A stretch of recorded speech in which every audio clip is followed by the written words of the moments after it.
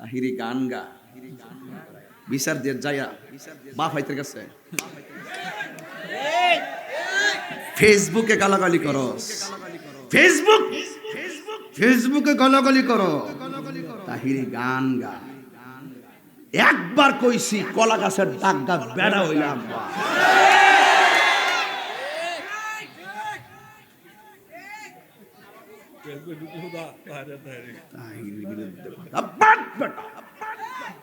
এখন আমি নতুন সিস্টেম চালু করছি। ফেসবুকে যখন আমারে বলে ভণ্ড, তখন আমি তারে বলি আসসালামু আলাইকুম। এখন যখন দেখি ফেসবুকে আমার মা তুল্লা গালি মারে, আমি বলি আপনার আম্মাকে আমার সালাম দিবেন।